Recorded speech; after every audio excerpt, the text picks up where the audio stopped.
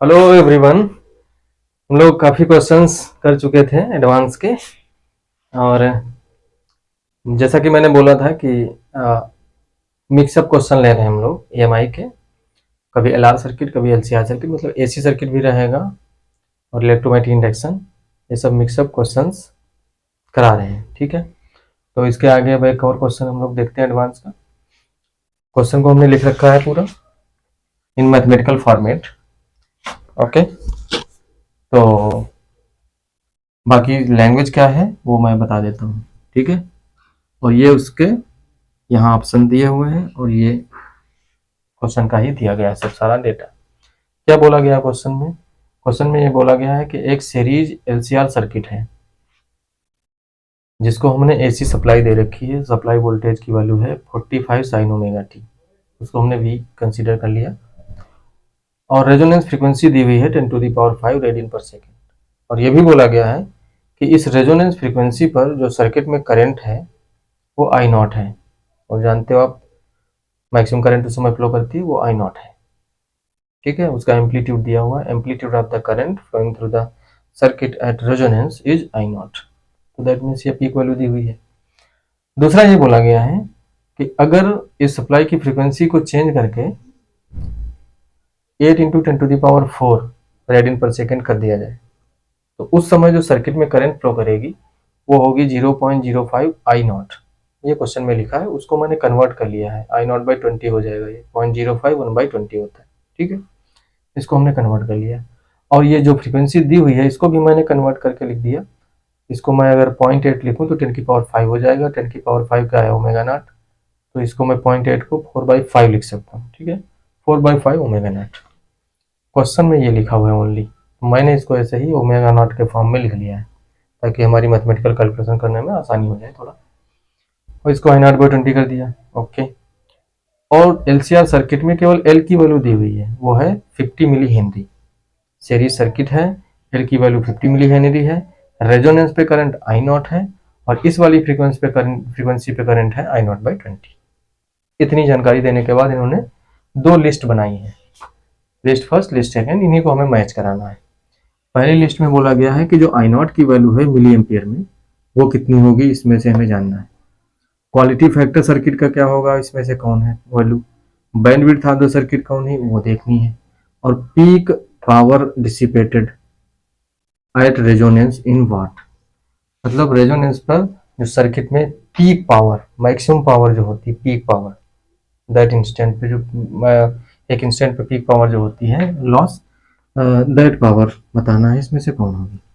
और फिर यहाँ पर A B C D option दिए गए, इसमें से कौन सी मैचिंग सही है ये जानना है हमें। तो चलते हैं, इसमें बहुत ही सिंपल क्वेश्चन है, हम बना लेते हैं एलसीआर सर्किट। ये एल बना दिया हमने, ये सी बना दिया और ये आर बना दिया। और यहाँ पर हमने एक एसी सप्लाई वोल्टेज दे दिया जिसकी वैल्यू हमें दी गई है V is equals to 45 sine omega T. और इसमें कुछ करंट जा रही आई, इसकी वैल्यू जब ओमेगा की वैल्यू ओमेगा नॉट होगी तो आई की वैल्यू आई नॉट होगी। जब ओमेगा की वैल्यू ओमेगा नॉट मतलब 10⁵ होगी तो आई जो आ रही है वो आई नॉट होगी। जब ओमेगा की वैल्यू ये होगी तो ये आई की वैल्यू इतनी होगी। ठीक है, एल की वैल्यू हमें दी गई है, एल कितना है अपना 50 मिली हेनरी। और सी हमें नहीं पता है और आर हमें नहीं पता है। ठीक है, तो जो भी चीजें हमें प्रोवाइडेड है उसी से काम निकालते हैं हम लोग। तो ओमेगा नॉट हमें प्रोवाइडेड है और ओमेगा नॉट की वैल्यू हम जानते हैं। रेजोनेंस पे जो होता है वो ओमेगा नॉट स्क्वायर की जो वैल्यू होती है वो 1/LC होती है, 1/LC होती है, ये सभी जानते हैं। ठीक है, ओके, तो यहाँ से हम C फाइंड आउट कर सकते हैं। C को कैसे लिखेंगे, 1/L into omega naught square, ये C इधर ले आए, ओमेगा नॉट स्क्वायर यहाँ चला गया। तो 1/L की वैल्यू है 50 मिली, का मतलब हो गया 10⁻³ 50 मिली हेनरी। और ओमेगा नॉट स्क्वायर करोगे तो ये 10⁻10 आ जाएगा। इसको मैं लिख सकता हूँ यहाँ 10⁻10, ये 10⁻1 एक यहाँ है 0, 11 - 3 10 की पावर 8।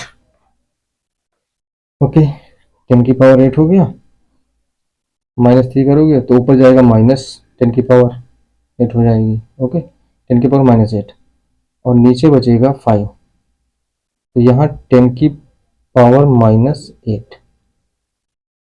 ओके, तो इसको मैं लिख सकता हूँ, यहाँ पर क्या करूँ, 10 की पावर -9 कर दूँ, यहाँ 10 कर दूँ, 5 से डिवाइड करके 2, 5 2 जाए तो आ जाएगा 2 into 10 to the power -9 farad. तो 2 नैनो फैरेड कह सकते हैं हम लोग। तो कैपेसिटेंस की वैल्यू कितनी है, 2 नैनो फैरेड। ये कैपेसिटेंस आ गया। और एक और रिलेशन हम जान सकते हैं, रेजोनेंस फ्रीक्वेंसी पर जो इम्पीडेंस होता है वो कितना होता है, आर होता है एट रेजोनेंस। ठीक है ना, एट रेजोनेंस मतलब at omega is equal to omega naught. तो वहां पर जो करंट फ्लो करती है आई नॉट, वो क्या लिख सकते हैं हम लोग, V not by Z. Z की वैल्यू यहाँ क्या होती है, आर। तो आई नॉट की वैल्यू निकाल सकते हैं यहाँ से, लेकिन आर नहीं पता है। आर को निकालने के लिए हम लोग इस इन्फॉर्मेशन का भी यूज कर लें तो आर निकल आएगा। कैसे निकलेगा देखते हैं। तो आई नॉट हो गया अपना V not by R. Okay, resonance पर जो रेसिस्टेंस होता है, net impedance of the circuit, Z जो होता है वो आर हो जाता है। वैसे जेड की वैल्यू हमारे पास क्या होती है, Z general value under root R square plus XL difference XC, जो भी बड़ा है उसमें से छोटा माइनस कर देंगे, तो इसलिए माइनस ना लगा करके हमने डिफरेंस लगाया, एक्सएल डिफरेंस एक्ससी का होल स्क्वायर, ये जेड होती है। और रेजोनेंस पर एक्सएल एक्ससी बराबर होते हैं तो ये 0 हो जाता है, तो जेड की वैल्यू क्या आ जाती है, आर आ जाती है। तो रेजोनेंस पर जो भी करंट जा रही है आई नॉट, उसको मैं क्या लिख सकता हूँ, voltage V R M S upon Z लिख सकता हूँ, या फिर वी पीक अपॉन, क्योंकि पीक करंट की बात कही उसने, एम्पलीट्यूड की बात कही है, तो फिर हम वी पीक जो वेलोसिटी का वेलोसिटी नहीं, वोल्टेज का जो पीक वैल्यू है वो रखेंगे, ये वी नॉट होता है। ठीक है ना, तो हम इसको कह सकते हैं कि 45 बाई आर, ये आई नॉट की वैल्यू होगी। आई नॉट पूछा गया तो आर हमारा निकालना पर्पज है। तो उसके लिए इन्होंने कहा कि इस ओमेगा पर जो आई की वैल्यू है वो कितनी है, आई नॉट बाई, ठीक है 20 है। तो उस समय एक्सएल एक्सी तो बराबर होंगे नहीं, केवल रेजोनेंस पर एक्सएल एक्सी बराबर होते हैं, तो हमें जेड निकालना पड़ेगा एट दिस फ्रीक्वेंसी। ठीक है, तो उसके लिए क्या करें हम लोग, उसके लिए पहले जेड निकाल लें। जेड कैसे निकालेंगे, एक्सएल और एक्सी का डिफरेंस निकाल लें। अब एक चीज देखिए आप, ये जो फ्रीक्वेंसी है वो रेजोनेंस फ्रीक्वेंसी से कम है। क्यों, क्योंकि 0.8 ओमेगा नॉट है ये, तो कम हो गई इससे, ओमेगा नॉट से 4/5, ये एक से कम नंबर है इंटू ओमेगा नॉट, इसका मतलब फ्रीक्वेंसी क्या हो गई, कम हो गई रेजोनेंस फ्रीक्वेंसी से। तो उस समय सर्किट कैसा बिहेव करेगा, प्योर और इंडक्टिव सर्किट की तरह होगा या कैपेसिटिव सर्किट। तो आप लोग जानते हो, अगर अगर हम रेजोनेंस कर्व बनाएं या फिर हम एक्सएल और एक्ससी का ग्राफ खींचें, तो एक्ससी का ग्राफ ऐसे होता है, किसके रिस्पेक्ट में, ओमेगा। ओमेगा मतलब एंगुलर फ्रीक्वेंसी जो भी है सप्लाई की, उसके रिस्पेक्ट में। और इधर वर्टिकल एक्सिस पे हमने एक्सएल और एक्ससी दोनों दिखा रखे हैं। एक्सएल ऐसे बनेगा क्योंकि होता है 2πfl या ओमेगा एल, तो ओमेगा के डायरेक्टली प्रोपोर्शनल होता है इसलिए स्ट्रेट लाइन, और वो 1/ωc होता है इसलिए ऐसा बनेगा। ये जहां इंटरसेक्ट करते हैं that is omega naught. Okay, अब अगर ओमेगा की वैल्यू ओमेगा नॉट से कम हो जाए, मतलब यहाँ, तो यहाँ पर देखिए कौन बड़ा है, इस वाली फ्रीक्वेंसी पे कौन बड़ा है, इस वाली फ्रीक्वेंसी पे एक्सएल की वैल्यू छोटी है, एक्ससी की वैल्यू बड़ी है। तो हम समझ सकते हैं कि यहाँ पर क्या लिख सकते हैं, एक्ससी माइनस एक्सएल लिख सकते हैं। ठीक है ना, तो एक्ससी माइनस एक्सएल कैसे निकालेंगे, निकाल लेते हैं, पहले एक्ससी माइनस एक्सएल ही निकाल लेते हैं। एक्ससी माइनस एक्सएल, एक्ससी माइनस एक्सएल कैसे निकालेंगे, एक्ससी क्या होता है 1/ωc माइनस एक्सएल क्या होगा, ओमेगा एल, तो ये हो जाएगा 1 minus omega square L C upon omega C, ये एलसीएम ले लिया हमने। Omega square L C upon omega C. अब वैल्यू पुट कर देते हैं थोड़ा सा। देखिए एल सी की वैल्यू मैं लिख सकता हूँ 1/ओमेगा नॉट स्क्वायर। एल सी की वैल्यू 1/ओमेगा नॉट स्क्वायर लिख सकता हूँ। तो यहाँ पर क्या बन जाएगा फिर, omega 1 minus omega square upon omega naught square. L C की वैल्यू 1/ओमेगा नॉट स्क्वायर लिखा तो ये बन गया।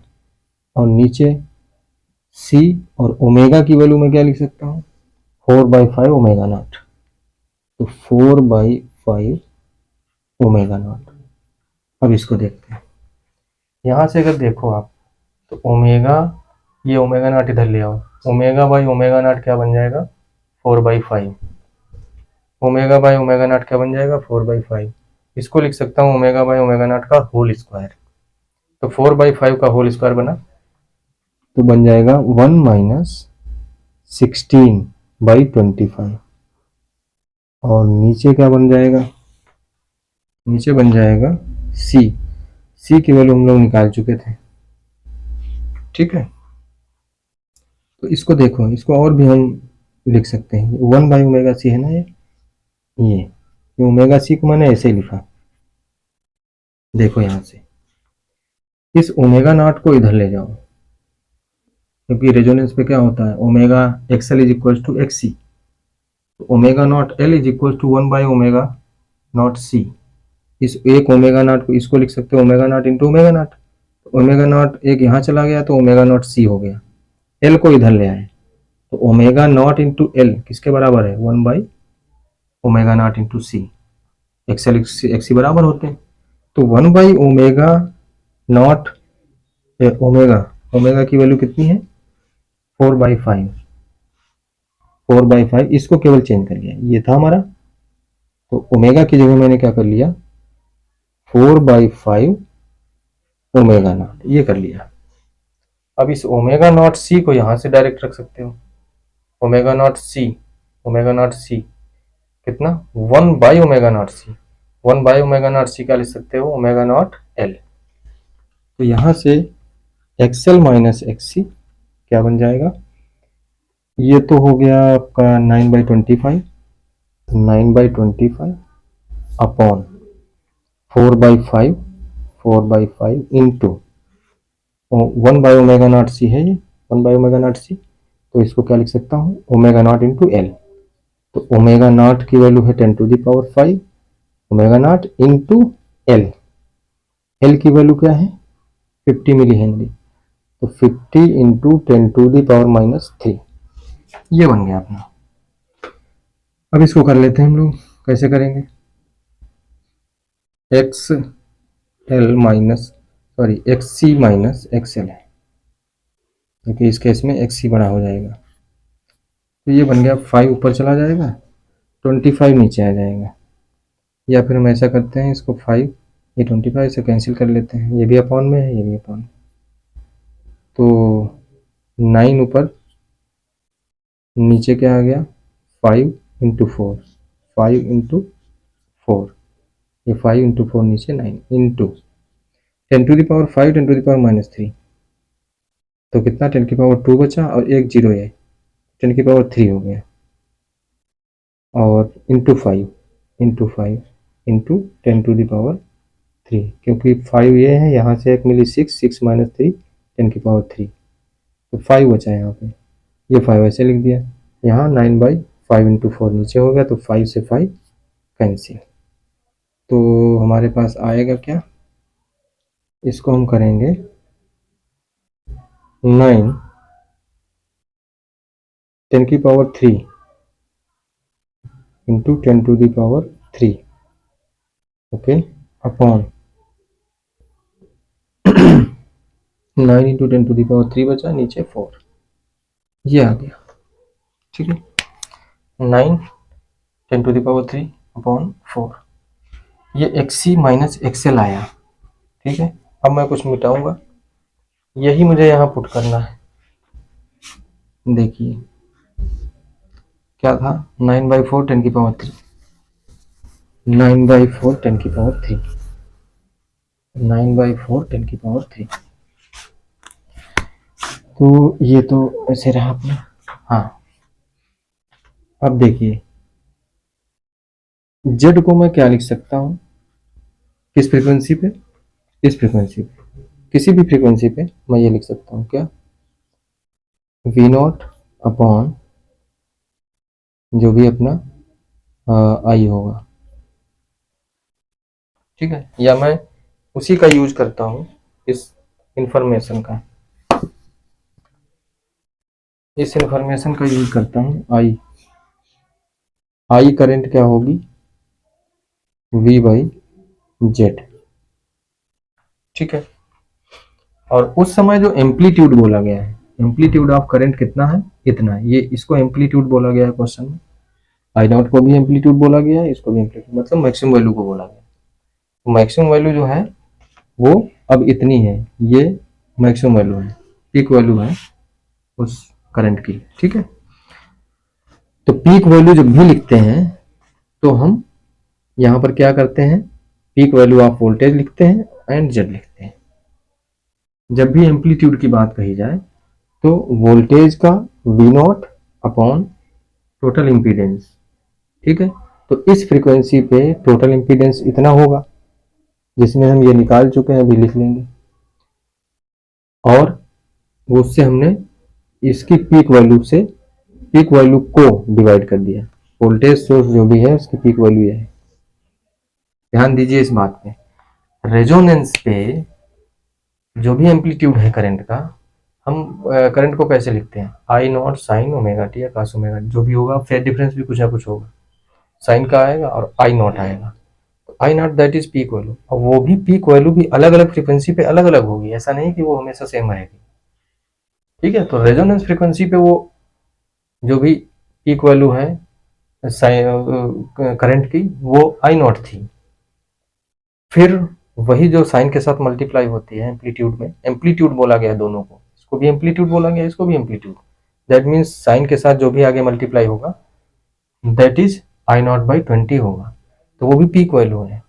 और जब हम पीक वैल्यू करंट की लिखते हैं या वोल्टेज की लिखते हैं तो आई नॉट वी नॉट ये सब यूज करते हैं, ठीक है ना। तो ये पीक वैल्यू ही है।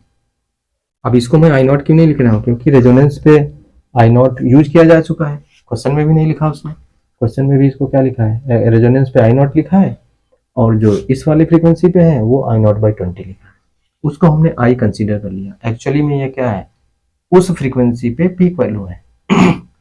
तो पीक वैल्यू को कैसे लिखते हैं, वोल्टेज की peak value upon total impedance of the circuit, okay. तो ये अपना आ जाएगा, रख देते हैं वी नॉट, वी नॉट कितना है 45 बाई जेड। अब देखिए आई कितना है, आई को हम लोग लिख चुके हैं I nought by 20, I nought by 20 ये हो गया, ओके। और ये V not by Z, V nought की वैल्यू 45, जेड की वैल्यू कितनी होगी, under root R square plus X C minus XL, वो कितना आया था 9/4 इंटू 10⁻³ इसका होल स्क्वायर, ये हम लोगों ने निकाला था। अब क्या करो,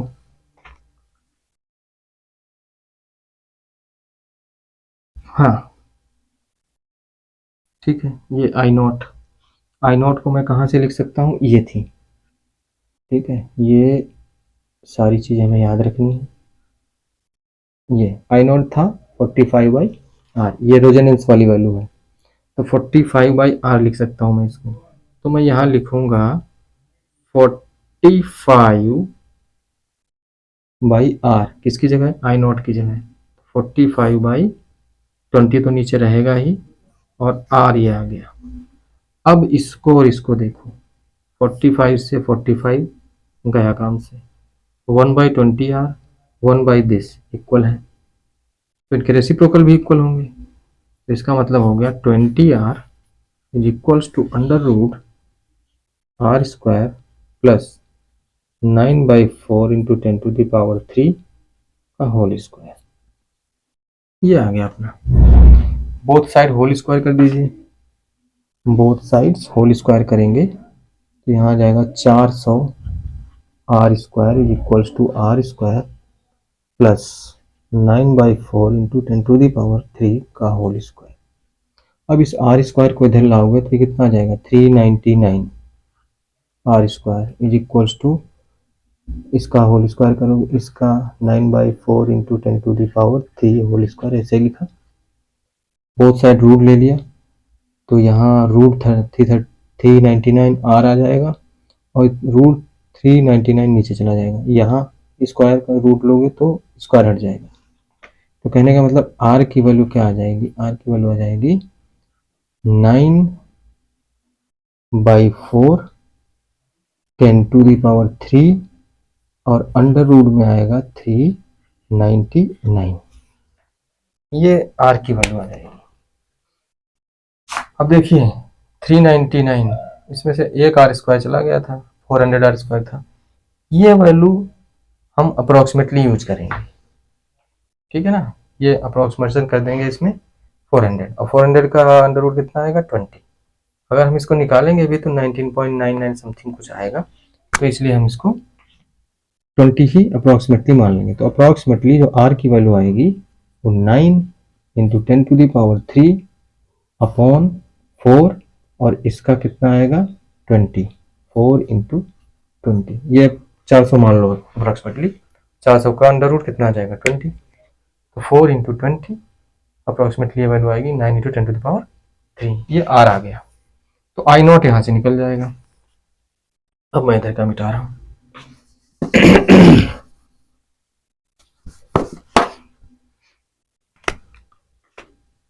तो आई नॉट की वैल्यू क्या आ गई हमारे पास 45 अपॉन आर, आर कितना है 9/4 इंटू 20 इंटू 10⁻³, 4 इंटू 20 ये ऊपर चला गया, तो 45 इंटू 4 इंटू 20, 10 की पावर ऊपर आएगा तो ये माइनस हो जाएगा, 10 की पावर -3, और नीचे क्या बचा 9, तो 9 बना 45, फिर 5 5 चौको 20, 20 दूना 40, और एक जीरो और 400, और 10 की पावर -3, 10⁻³ इतना एम्पियर करंट आएगी, और मिली एम्पियर में पूछी गई है, 10 की पावर -3 को हम मिली कहते हैं, तो कितना आ गया 400 मिली एम्पियर, ये आंसर आ गया किसका, पहले का। तो P का आंसर क्या होना चाहिए 3, तो P मैच करेगा 3 से। हम देखते हैं इसमें कहाँ है, P 3 से केवल B वाले में मैच कर रहा है, इसका मतलब यही आंसर अपना सही हो गया। अब बाकी देखो इसमें चेक करने की जरूरत ही नहीं, अगर ये आपने सही से किया है तो बाकी चेक करने की जरूरत नहीं, हो गया काम, कहानी खत्म, आंसर आ गया। फिर भी हम सारी चीजें निकालेंगे, ठीक है, देखते हैं आगे मैच करती हैं या नहीं करती। चलिए यहाँ तक तो हो गया अपना काम। हमें याद रखना है आर कितना निकाला हम लोगों ने, आर की वैल्यू निकाली है दिस 9, आर की वैल्यू निकाली है 9 इंटू 10⁻³ अपॉन 4 दूनी 8, 80, ये निकाली है, ठीक है। और आई नॉट की वैल्यू कितनी निकाली है, आई नॉट की वैल्यू निकाली है 400 मिली एम्पियर, ये चीज निकाल ली है। और बाकी सी की वैल्यू हम इसमें लिख ही लिए हैं, 2 नैनो फैरेड निकाले थे जो, और रेसिस्टेंस भी आ गया, एल तो दिया ही हुआ है, कितनी चीजें हो गई। अब बाकी चीजें बात करते हैं।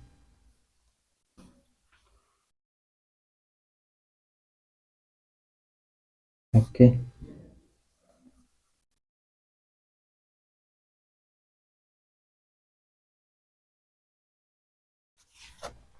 दूसरे में कहा है quality factor of the circuit. Series LCR circuit में क्वालिटी फैक्टर याद रखिए आप, उसको क्यू से डिनोट करते हैं, वो होता क्या है ω0L/R, ये क्वालिटी फैक्टर की फार्मूला होता है। और भी होते हैं 1/R√L/C, अगर ω0 की वैल्यू डाल दो तो एक और फार्मूला आ जाएगा। बाई डेफिनेशन इसकी डेफिनेशन अलग होती है, उसी से हम प्रूव करके निकालते हैं। ठीक है, तो डेफिनेशन पे नहीं जा रहे हैं, फार्मूले हमें यूज करने हैं इसमें। तो अगर Q निकालें हम लोग तो ओमेगा नॉट की वैल्यू 10⁵ है, L की वैल्यू 50 इंटू 10⁻³ है, मिली में है, और R हम निकाल चुके हैं 9 इंटू 10⁻³ अपॉन 80, तो ये 80 ऊपर चला गया। अब देखिए 10 की पावर कितना हो जाएगा, 1 2 और 5, ये 0 यहाँ से 0 यहाँ से, तो 2 10 की पावर हो गया ये, और 5 ये 7 पावर हो गई प्लस में, और ये 10 की पावर -3 हो जाएगा ऊपर जाकर के, पहले से -3 है ही, तो 10 की पावर -6 हो जाएगा। ठीक है, तो 10 की पावर 7 माइनस 10 की पावर 6, 10 की पावर 1 बचेगा, बाकी कैंसिल कर दो 10 की पावर, तो ये कैंसिल हो गया, ये कैंसिल हो गया, ये कैंसिल हो गया, एक 0 कैंसिल कर दिया, ये हो गई कहानी। तो ऊपर कितना आया फिर, ऊपर आया 50 इंटू 8 और नीचे आ गया अपना 9। अब ये आ जाएगा 48, 400 अपॉन 9, डिवाइड कर लेते हैं, 9 36, 4 बचा 40, 9 36 पॉइंट, 9 36 फिर 9 36, तो 44.4, 44.4 ये वाला आर का 1 है, नहीं क्यू का 1 है, सॉरी क्यू क्वालिटी फैक्टर, ये क्यू का 1, तो क्यू का 1 मैच कर रहा है। अगला देखते हैं,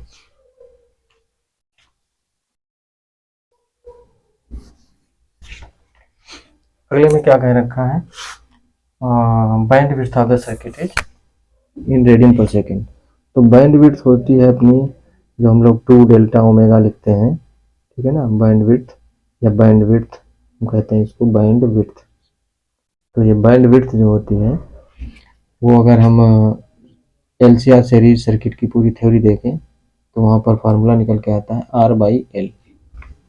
ठीक है, तो R/L निकाल लेते हैं हम लोग। R की वैल्यू कितनी है, R की वैल्यू निकली थी अपनी 9 इंटू 10⁻³ अपॉन 80, ये R, और L कितना है 50 मिली हेनरी, 50 इंटू 10⁻³ तो 1 0 कैंसिल हो गया, 10 की पावर -1 बचेगा, ऊपर चला जाएगा 10 की पावर 4 हो जाएगा, तो ये कैंसिल, यहाँ 10 की पावर -1 बच गया, तो 9 इंटू 10⁻4 ऊपर हो गया, और 40 नीचे हो गया।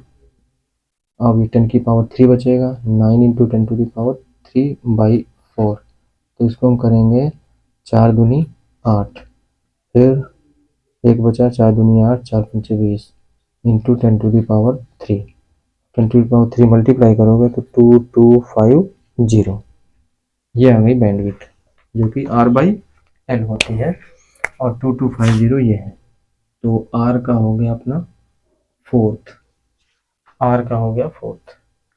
लास्ट है अपना, लास्ट में कहा peak power dissipated at resonance in what. Resonance पर जो पीक पावर डिसिपेट हो रही है, पावर जो डिसिपेट हो रही है, एवरेज पावर अलग होती है, पीक पावर अलग होती है। तो पीक पावर को कैसे लिखेंगे, P is equal to VI, V कौन सा लिखेंगे, पीक वोल्टेज, और I कौन सा लिखेंगे, I पीक करंट। तो रेजोनेंस पर V0 कितना है, वही 45, ये पीक वैल्यू है, एम्पलीट्यूड जो होती है, इनटू I0 कितनी हम लोगों ने निकाली है, I0 की वैल्यू 400 मिली एम्पियर निकाली है, ये यहाँ से, ठीक है ना, तो 400 इंटू 10⁻³ मिली एम्पियर में है इसलिए, तो 2 0 तो कैंसिल, 10 की पावर -1 आ जाएगा, 4 पंचे 20, 4 चौको 16, 2 18, 18 और 0 0, 2 0 ये, और 10 की पावर -3, 10 की पावर -3, ये 10 की पावर 3 कैंसिल, कितना आ जाएगा 18 वाट, वाट में बतानी थी, तो ये पीक पावर हो जाएगी। तो ये वाला ऑप्शन किससे मैच करेगा, 2 से, एस का 2 से, तो सारे ये ऑप्शन सही हो गए। वैसे देखा जाए पहले ही ऑप्शन से हमारा आंसर मिल चुका था, आगे हम चेक करते या ना करते। ओके, तो इस तरीके से सारे हमने डील किए, बस इसमें है क्या, कुछ नहीं है, थोड़ी सी थ्योरी का कॉन्सेप्ट क्लियर है, बाकी सब फार्मूले देखा आपने, सब फार्मूले हमने अप्लाई किए। तो सभी अगर आरएलसी सर्किट के, सीरीज सर्किट के resonance, parallel circuit, series resonance, parallel resonance, दो ही टाइप के होते हैं। उनके सबके अगर फार्मूले में याद है, ज़्यादातर सीरीज में डायरेक्ट पूछा जाएगा, पैरेलल वाले में किसी और तरीके से भी क्वेश्चन आ सकते हैं। तो सब में फार्मूले रटे भी नहीं जा सकते, बट एटलीस्ट इसके रटे जाते हैं क्योंकि इसी पे क्वेश्चन ज़्यादातर होता है। पैरेलल रेजोनेंस पे बनाएंगे तो फिर वो कुछ डिफरेंट ही बनाएंगे, फिर उसका अपना अप्रोच अलग होगा, फिर हम डिटेल में उसको करेंगे शुरुआत से, उसका पावर फैक्टर, उसका फेज डिफरेंस निकालेंगे उससे, फिर क्योंकि डिफरेंट डिफरेंट कॉम्बिनेशंस के लिए डिफरेंट डिफरेंट फार्मूले बन सकते हैं। बट इस वाले सर्किट के लिए चीज़ें फिक्स हैं, जो फार्मूले याद हैं, जो फिगर्स हैं वो यूज कर सकते हो, जितने भी फिगर्स आपको याद हैं, इम्पीडेंस वर्सेस फ्रीक्वेंसी और करंट वर्सेस फ्रीक्वेंसी, ठीक है, XL versus frequency, एक्ससी versus frequency, current versus frequency, okay. तो जो भी क्वालिटी फैक्टर क्या होता है, क्वालिटी फैक्टर ये बताता है कि रेजोनेंस कर्व कितना शार्प है या कितना फ्लैट है। ज़्यादा शार्प है, पीक ऊंचे पर मिलता है, तो क्वालिटी फैक्टर ज़्यादा होगा, तो उसको शार्प रेजोनेंस बोलते हैं। अगर हमारा फ्लैट पीक नीचे थोड़ा मिलता है, इस तरीके से बनाते हो ना, ऐसे, ये तो ये फ्लैट रेजोनेंस है, ये और फ्लैट रेजोनेंस है,